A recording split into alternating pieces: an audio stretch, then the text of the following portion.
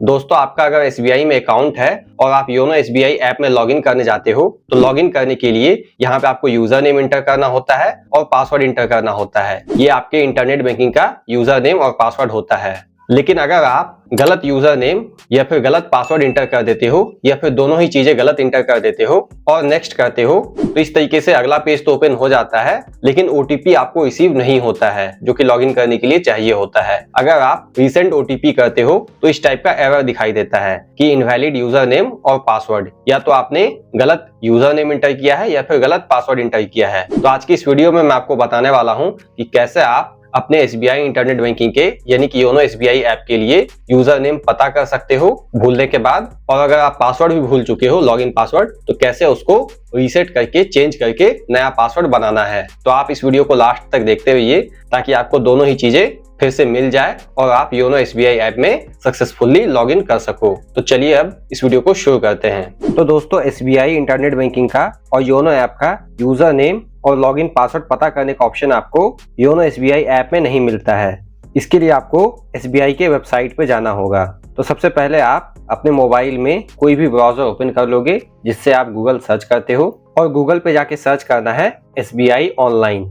आपको एग्जैक्टली यही सर्च करना है एसबीआई ऑनलाइन। उसके बाद आपको एसबीआई का ये वेबसाइट दिखाई देगा www.onlinesbi.sbi। इस वेबसाइट पे आ जाना है, लॉगिन पे क्लिक करना है पर्सनल बैंकिंग के नीचे, और पर्सनल बैंकिंग को लॉगिन करने के लिए कंटिन्यू टू लॉगिन इस पे क्लिक करना है। और अब इस टाइप का पेज ओपन होता है। तो एसबीआई इंटरनेट बैंकिंग का यूजर नेम और पासवर्ड और योनो एसबीआई ऐप का यूजर नेम पासवर्ड सेम होता है। एक्चुअली योनो ऐप में लॉगिन करने के लिए आप SBI internet banking user name और पासवर्ड को ही यूज करते हो। तो योनो ऐप में आपको यूजर नेम पता करने का ऑप्शन नहीं मिलता है, पासवर्ड को रीसेट करने का ऑप्शन नहीं मिलता है। इसके लिए आप जब इस पेज पे आ जाओगे एसबीआई इंटरनेट बैंकिंग के लॉगिन पेज पे, तो नीचे यहाँ पे आपको forgot user name / login password ये दिखाई देगा, इस पे क्लिक करना है। अभी आप पूरा वीडियो लास्ट तक देखते रहिए ताकि सारी चीजें आपको अच्छे से समझ में आ जाए, क्योंकि यूजर नेम पता करना आसान है लेकिन पासवर्ड रीसेट करना, चेंज करके नया पासवर्ड बनाना वो थोड़ा मुश्किल काम है। और पासवर्ड कैसा सेट करना है उसके लिए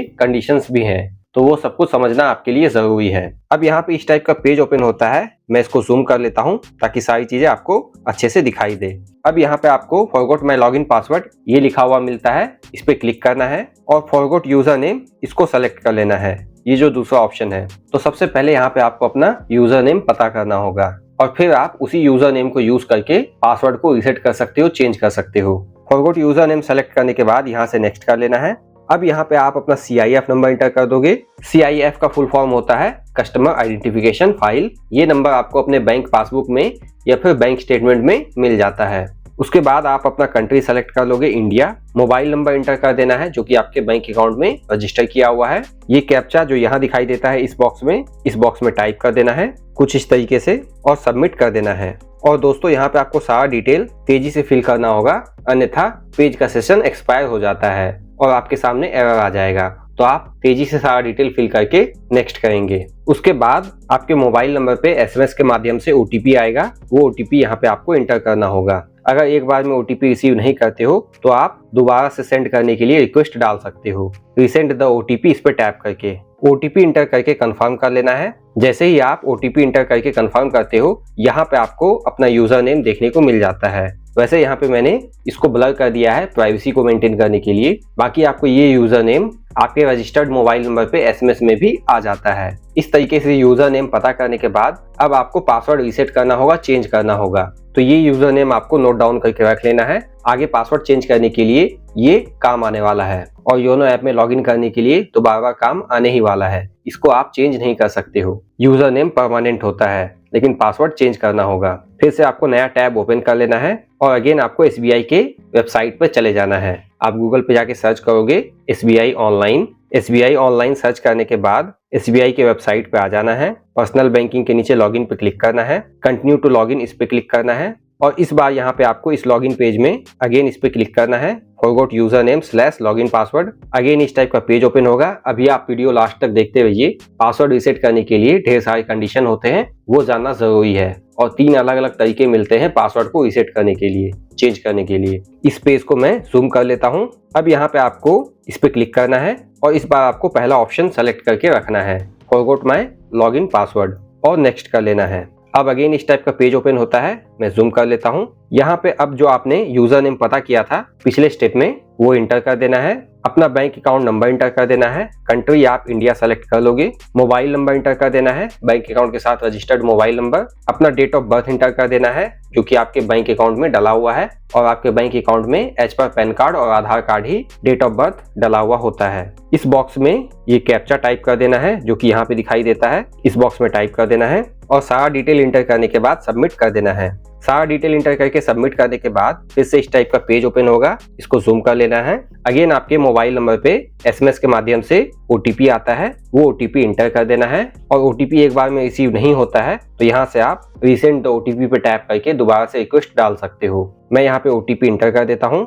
ओटीपी इंटर करने के बाद कंफर्म कर देना है। और अब यहाँ पे आपको लॉगिन पासवर्ड रीसेट करने के लिए 3 तरीके मिलते हैं। पहला, आप डेबिट कार्ड यानी कि एटीएम कार्ड को यूज करके रीसेट कर सकते हो। इसके लिए आपको डेबिट कार्ड डिटेल इंटर करना होगा, एटीएम पिन इंटर करना होगा जो कि 4 डिजिट का होता है। दूसरा तरीका मिलता है प्रोफाइल पासवर्ड का। तो एसबीआई इंटरनेट बैंकिंग के लिए आप एक यूजर नेम और 2 पासवर्ड बनाते हो। एक पासवर्ड होता है आपका लॉगिन पासवर्ड जिससे कि आप योनो ऐप में लॉगिन करते हो, एसबीआई के वेबसाइट पे इंटरनेट बैंकिंग लॉगिन करते हो। और दूसरा होता है प्रोफाइल पासवर्ड। ये पासवर्ड आपके प्रोफाइल को और ज्यादा सिक्योर बनाता है, आपके अकाउंट को और ज्यादा सिक्योर बनाता है। तो अगर ये पासवर्ड आपको पता है तो उसको भी यूज कर सकते हो लॉगिन पासवर्ड को रीसेट करने के लिए, चेंज करने के लिए। बाकी तीसरा ऑप्शन मिलता है ब्रांच विजिट का। एसबीआई का एटीएम कार्ड भी है, मेरे अकाउंट से जुड़ा हुआ एटीएम कार्ड। इसको मैं यूज करना चाहता हूँ। इसको सेलेक्ट करके सबमिट कर दूंगा।